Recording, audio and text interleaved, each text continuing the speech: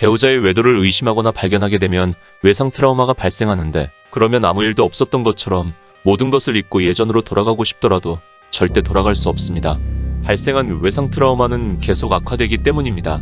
이 외상 트라우마는 치료하지 않는 이상 평생 동안 악화됩니다. 그래서 배우자가 아무리 잘하여도 더 이상 그런 일은 없을 것이라 생각을 해도 외상 트라우마는 사라지지 않고 악화됩니다. 또한 배우자의 외도 증거를 찾거나 대처하게 되면 이때도 외상 트라우마가 악화됩니다.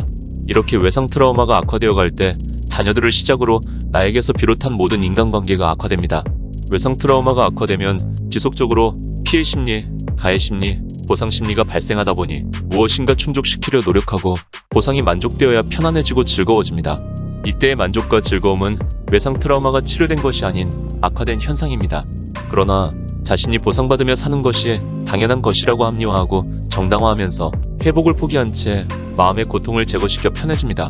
마음은 감정을 생성하고 느끼기 때문에 행복 또는 고통의 감정을 느끼는 것이 정상입니다.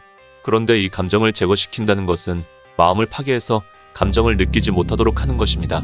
그러면 감정이 아닌 감각의 기분에 의존해 편안하고 즐겁게 살아가는 것이 행복이라고 자신을 합리화하고 정당화합니다. 이는 외도한 사람보다 심리질병이 훨씬 악화된 상태입니다.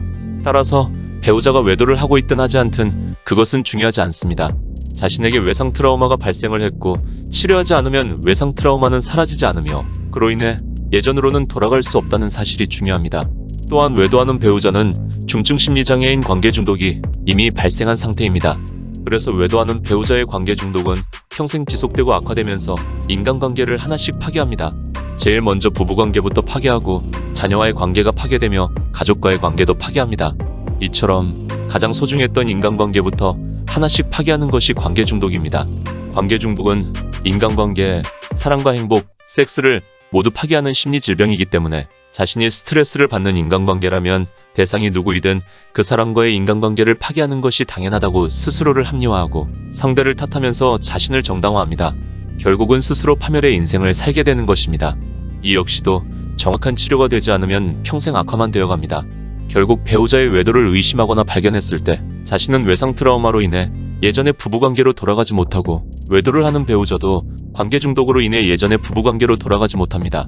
따라서 배우자의 외도가 발생하면 정확한 마음 치료를 통하여 치료와 회복을 하고 반드시 행복한 인생으로 전환해야만 합니다. 그렇지 않으면 무조건 불행한 인생 또는 파멸의 인생을 향해 스스로 걸어가게 됩니다.